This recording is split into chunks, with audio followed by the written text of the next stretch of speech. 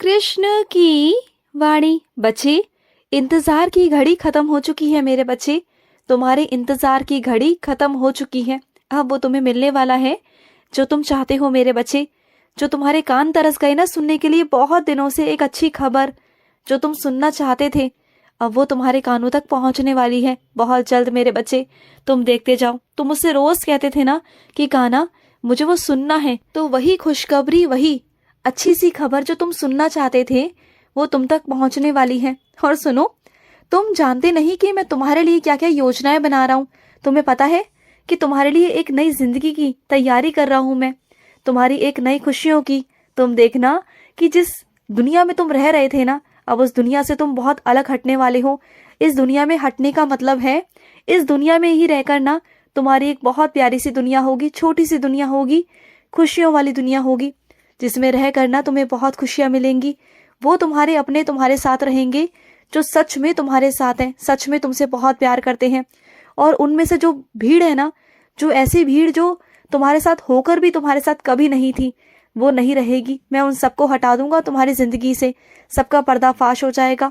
बस वही 4 लोग रहेंगे तुम्हारी जिंदगी में जो तुमसे सच में बहुत प्यार करेंगे, बहुत प्यार करेंगे और तुम्हारा साथ भी देंगे, चाहे दिन हो, रात हो या कुछ भी हो, तुम्हारे साथ हमेशा खड़े रहेंगे।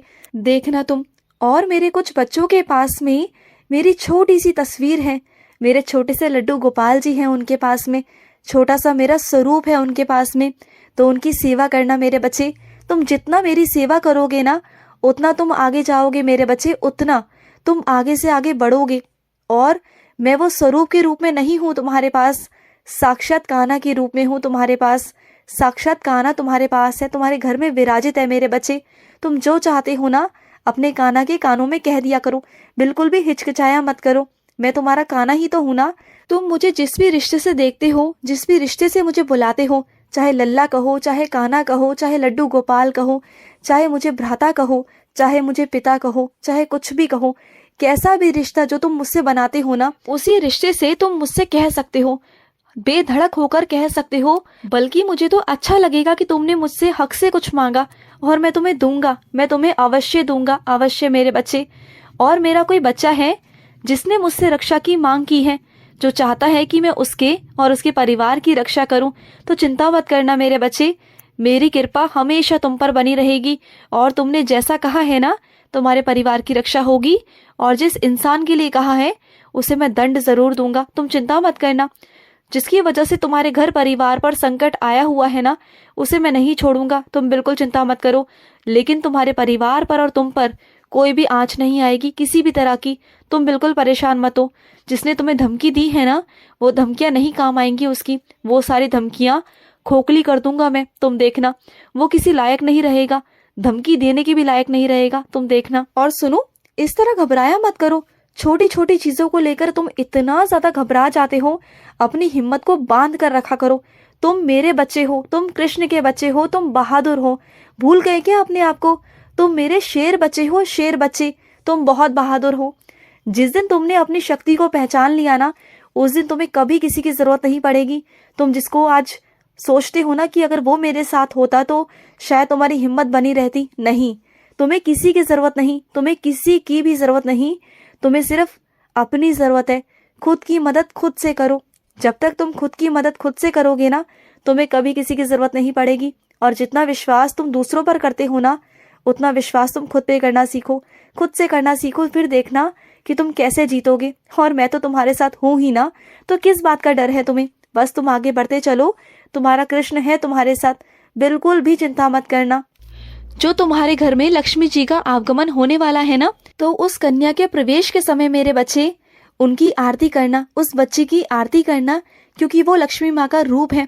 अगर हो सके तो उन्हें आलता लगाकर उनके पाँव पर आलता लगाकर उनके घर में प्रवेश करवाना मेरे बच्चे, या किसी कपड़े पर उनके पैरों की छाप लेना, क्योंकि वही छाप तुम्हारे घर में बरकत करेगी मेरे बच्चे, तुम देखना। तुम खुद कहोगे आने वाले 1 साल के अंदर अंदर तुम कहोगे कि तुम पहले कहाँ थे और आज कहाँ हो, क्योंकि लक्ष्मी माँ स्वयं तुम्हारे घर पर आ चुकी हैं। एक कन्या के रूप में, छोटी सी बच्ची के रूप में वो तुम्हारे घर पर प्रवेश कर चुकी है मेरे बच्चे। और सुनो, जो मेरे बच्चे मेरा स्मरण करते हैं, अपने कृष्ण को पूजते हैं, अपने कृष्ण को याद करते हैं ना, मैं उनकी सारी मनोकामनाएं, सारी इच्छाएं मैं पूरी करता हूँ मेरे बच्चे। तुम्हारा कृष्ण सारी मनोकामनाएं तुम्हारी पूरी करेगा मेरे बच्चे। और इतना तुमसे कहता हूँ कि तुम बहुत प्यासे हो ना मथुरा आने के लिए, मेरे वृंदावन आने के लिए, राधा रमन के दर्शन करने के लिए, अपने बाके बिहारी के दर्शन करने के लिए, तो 1 महीने के अंदर ही अंदर तुम्हें बाके बिहारी बुलाऊंगा। तुम आओगे मेरे पास, दौड़ते दौड़ते आओगे तुम मेरे पास, तुम देखना। और आकर ना मुझसे गले लग जाओगे, तुम आओगे, मैं तुम्हें अपने गले लगा लूंगा। तुम भाग भाग कर मेरे पास आना, तुम रुकोगे नहीं। 1 महीने के अंदर अंदर तुम आओगे मेरे पास, ये मेरा वादा है, तुम्हारे कान्हा का अपने बच्चे से वादा है। और मैं अपने बच्चे के वादे से कभी मुकरता नहीं। मैं अपने जिस बच्चे को वादा कर देता हूँ ना, चाहे वो कुछ भी हो जाए, चाहे इधर का उधर क्यों ना हो जाए, मेरा वादा पूरा होकर जरूर रहता है मेरे बच्चे। क्योंकि मेरी वाणी सत वचन है, जो मैं कह देता हूँ ना, बस फिर वही सत्य हो जाता है। और सुनो, तुम इतने प्यारे हो कि तुम जहाँ जाते हो ना, वहीं अपनी बातों से ना सबका मन मोह लेते हो, सबको इतना आकर्षित कर देते हो अपनी तरफ, मेरी बातों से, मेरे प्रचार से, अपने कान्हा की बातों से इतना सबको मन मोह लेते हो कि सब तुम्हारी तरफ आकर्षित हो जाते हैं।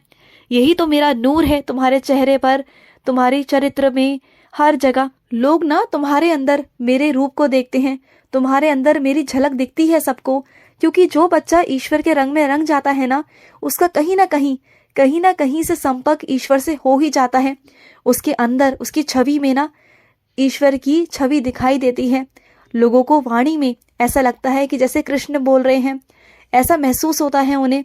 और ये बात हकीकत है, जो मेरा बच्चा मुझ में मिल जाता है ना, मेरा हो जाता है, मेरा भक्त बन जाता है, तो मैं अपने बच्चे में कहीं ना कहीं समाहित हो ही जाता हूँ। कुछ ना कुछ अंश मेरे बच्चे में आ ही जाता है। और तुम इसलिए ना बहुत प्यारे बन जाते हो, सबके सबके बहुत चहीते बन जाते हो। और इस बात को मुझे भी बहुत अच्छा लगता है। और मैं तो तुम्हें और ज्यादा आशीर्वाद देने वाला हूँ। ऐसा आशीर्वाद दूंगा ना कि लोग तुम्हारे से ना कभी झूठ नहीं बोल पाएंगे, तुमसे कभी झूठ नहीं बोल पाएंगे। जो लोग सच कहेंगे तुम उन्हें सच समझ लोगे, और जो झूठ कहेंगे ना तुम उन्हें झट से पकड़ लोगे। तुम्हें समझ में आ जाएगा कि सामने वाले की मंशा क्या है, तुम्हें सब समझ में आ जाएगा। क्योंकि तुम्हारे अंदर मैं वो शक्ति प्रदान करूंगा जिससे तुम सामने वाले को समझ पाओगे, तुम देखना। और सुनो, सच क्या है गलत क्या है ना, इन सब के चक्कर में मत पड़ो। जहां तुम्हें समझ में कुछ नहीं आ रहा तो किसी के भी पक्ष में बोलने की जरूरत नहीं, वहां सब कुछ मुझ पे छोड़ दो, मैं कर दूंगा अपने हिसाब से। तुम बस शांत रहो, तुम्हें अभी किसी के पक्ष में नहीं बोलना। अगर तुमसे कोई पूछे तो कहना कि मुझे अभी समझ में नहीं आया, जब आएगा तब कह दूंगा। बस अभी शांत रहो, किसी भी वाद विवाद में तुम्हें नहीं पड़ना, कहीं नहीं पड़ना। और सुनो, जिन मेरे बच्चों के अंदर अभिमान है ना, उन्हें लगता है कि वो पैसों के दम पर हर एक काम कर लेंगे, तो उनकी वो गलत सोच है। हर जगह पर ना मेरे बच्चे पैसा काम नहीं आता, कुछ जगह पे विनम्रता काम आती है, प्यार काम आता है, उनका व्यवहार काम आता है। अगर कोई किसी से प्यार से बात करेगा ना तो उसका काम जरूर होगा मेरे बच्चे। और अगर कोई अभिमान दिखाएगा, अपने पैसों का घमंड दिखाएगा ना, तो वो हमेशा हमेशा पीछे रह जाएगा। क्योंकि कई जगहों पर ना काम नहीं होता, जैसे कि मेरे मंदिर, मेरे द्वार में घमंड नहीं चलता।